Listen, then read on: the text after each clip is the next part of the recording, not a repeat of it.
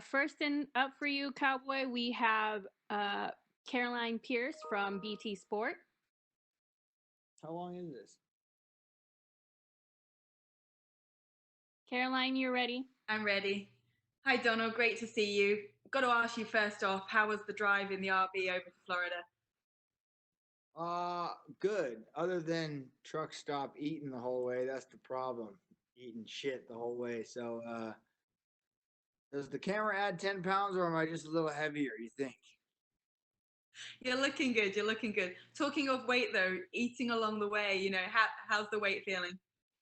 Good. I'm like 78, 180, 10 pounds. So, nothing. I never get much bigger than 185 no matter what I do. So, yeah, that's about it. So, it's not too bad.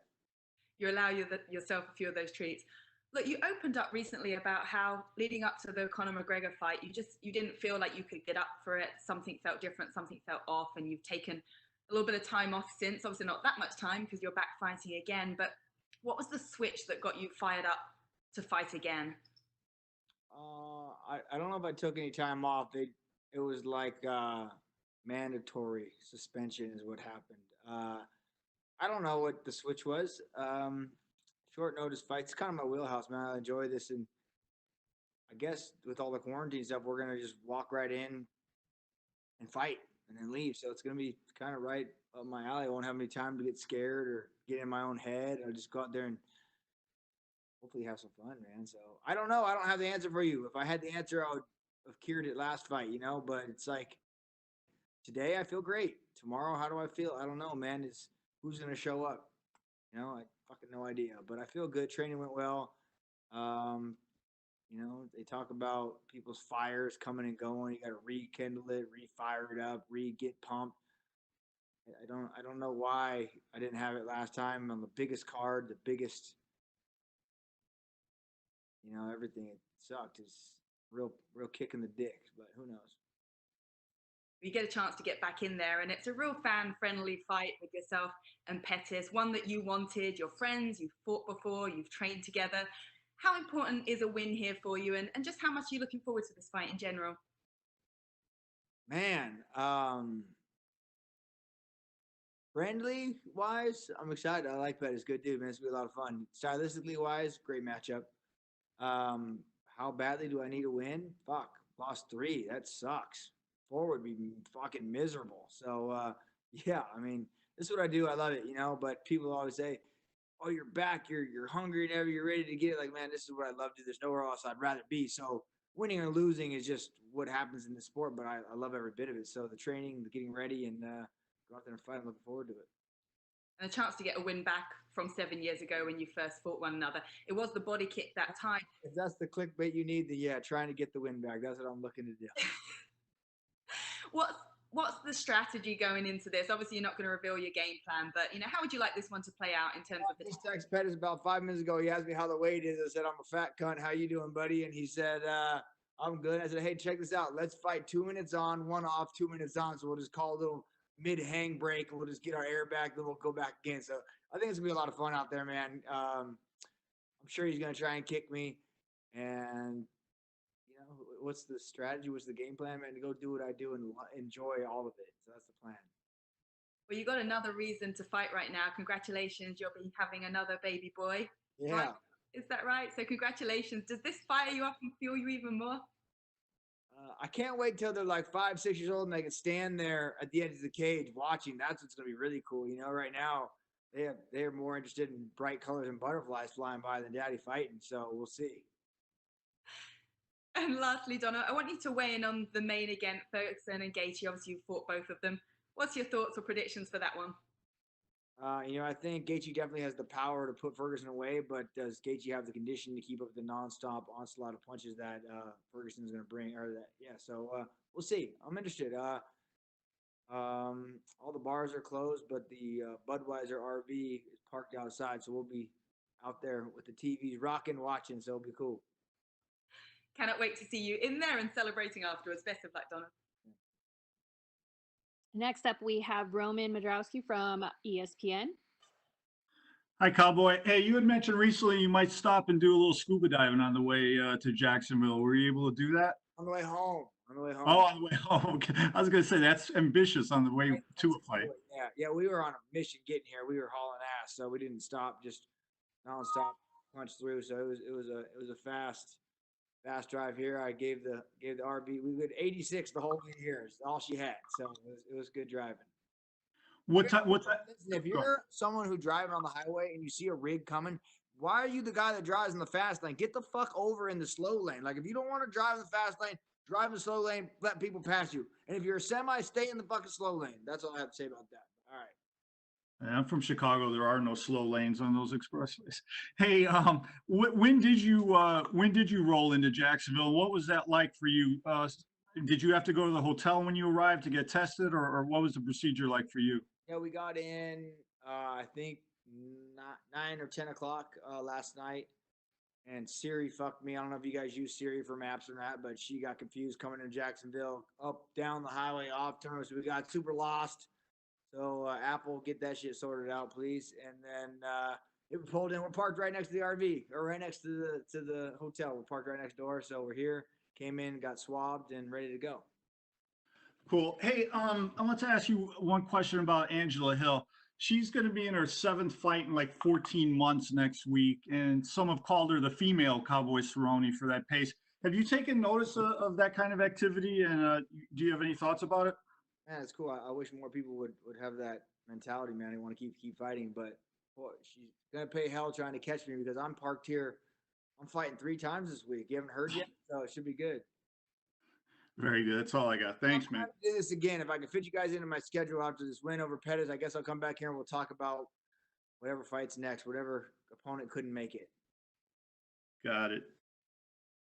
Next, we have Leslie Wilson Jr. from Golf News.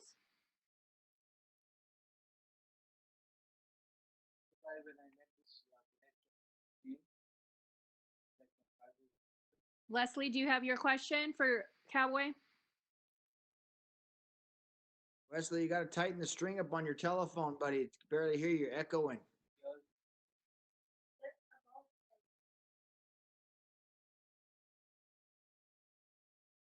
All right, we will Moving right we along. will move on then.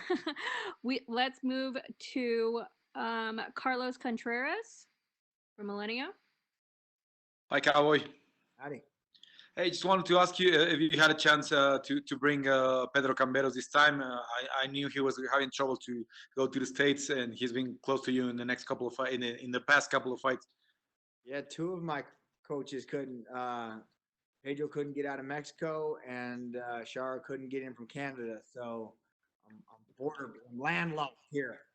But now it sucks. Couldn't get him out. Couldn't get Shara in. Be all right. Still, you had a chance to chat with them, to have a plan for this fight, or you just did the preparation by yourself? Yeah, we talked. I brought John Wood in from Vegas. He was able to drive down to come help us out. So I don't know what everyone else is doing. I'm curious how everyone else is training, but I have a gym in my backyard. I have a full cage gym, workout, strength conditioning. So I have no excuse to be fat. So why I am, I don't know, but I don't have the excuse to not train. So it should be all right. And last for me, how different you think is going to be this fight with Pettis this time, so many years ago, and I know you trained together, you sparred together some couple of times. So how different is Anthony at this point of his career?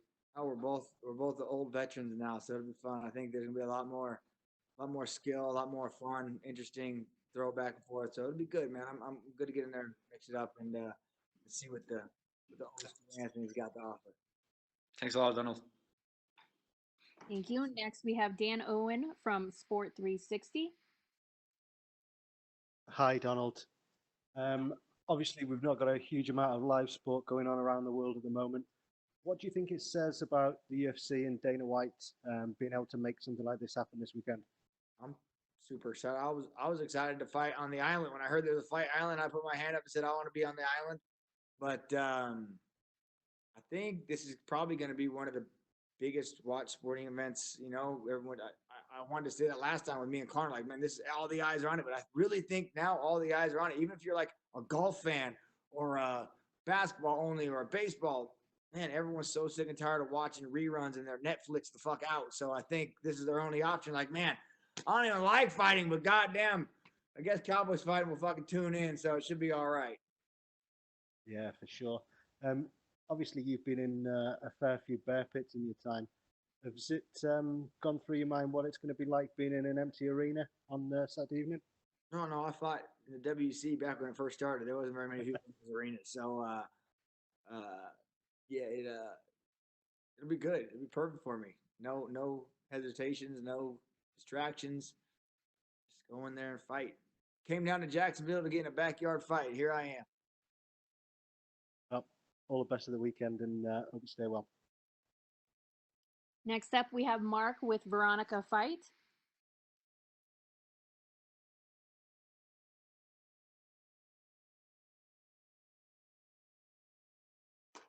Whoop, moving right along.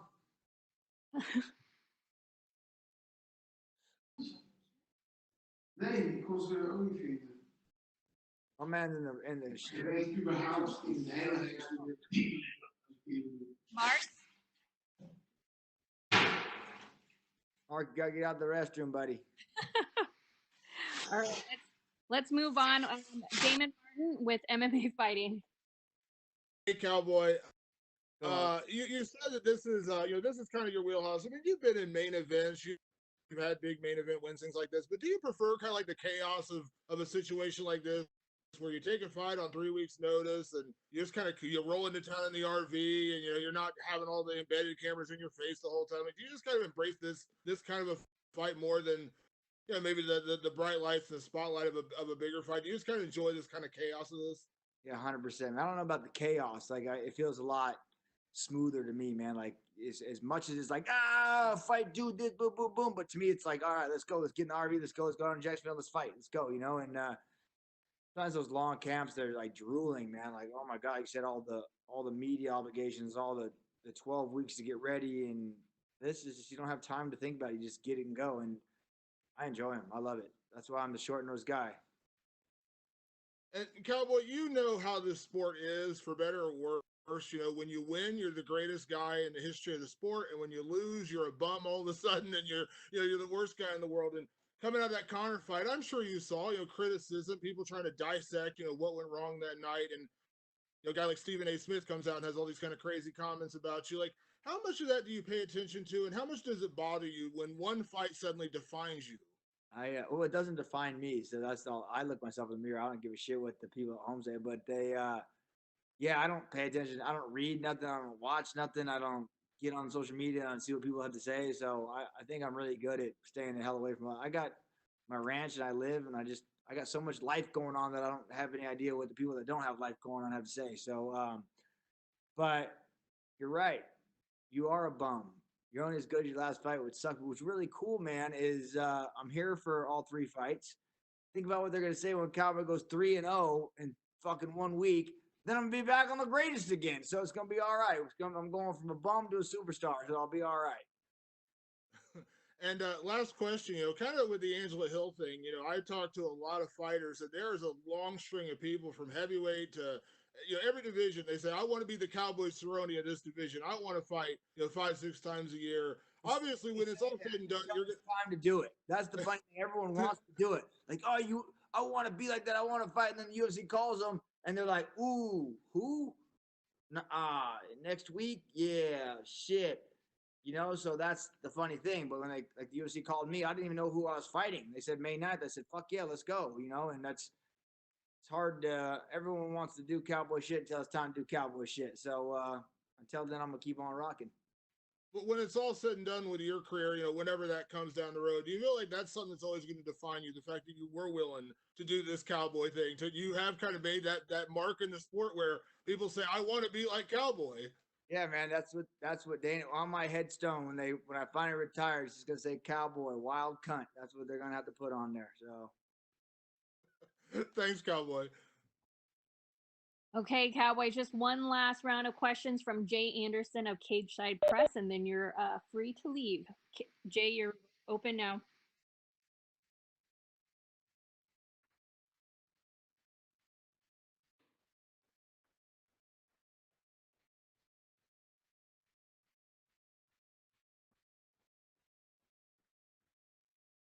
Man, I hadn't even thought about that until you just said it right now. So no, it hasn't even no, no, I don't like dwell on any of that or think about any of that. Or it sucks.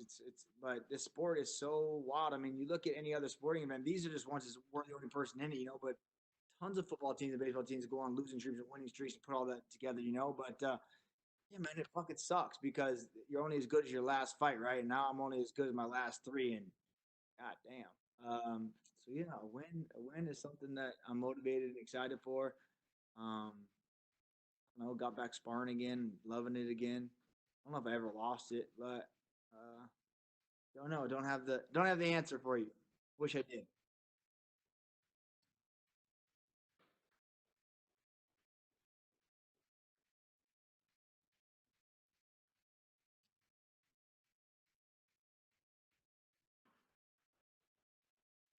Yeah, it's not that I didn't know I didn't want to be there. It's just like I didn't feel prepared. Like I didn't feel like I did a little spot in the back of my head. Like I didn't, the if buys and did use and shouldas was weighing heavy on me. I should have put a lot more effort in. I'm not sitting here making excuses, but I'm just saying the wrong guy definitely showed up and paid heavily for it, man. What a fucking embarrassment. I made it 40 seconds, and half-heartedly kind of wish I just went out there and took a little nap, went to sleep, not just embarrassed. But what are you gonna do, man? You're gonna dust off and get back on the saddle and do it again. And that's who I am. That's what I preach. And so here I am, fucking 2 weeks notice. Drove to Jacksonville, gonna kick some ass, fight again on Wednesday, fight again on Saturday. Then I'm gonna have enough money. I'm gonna buy a private jet and fly my ass home. So how about that?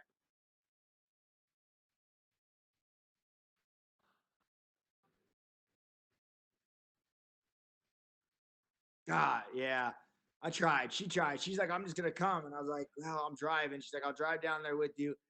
And then Dana called me and said, I'm not gonna be responsible for grandma getting sick. I'm not. He said, I'm already getting through enough shit with all the fighters and all this that's going on. I'm not gonna be the guy that gets grandma sick. And I said, all right, grandma, you ain't gonna be able to make this one. So this is the first fight she hasn't come to.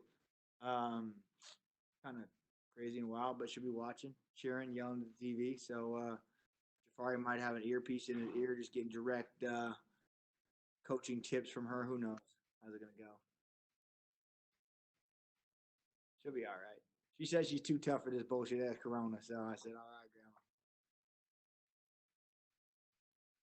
Thanks, Cowboy. You're done. Done. I'm out of here. You're out of here. Oh, that was awesome. Way better than media day with 1,000,000 mics and 100 people. We need to do all of them like this. I can't even see here. It's good.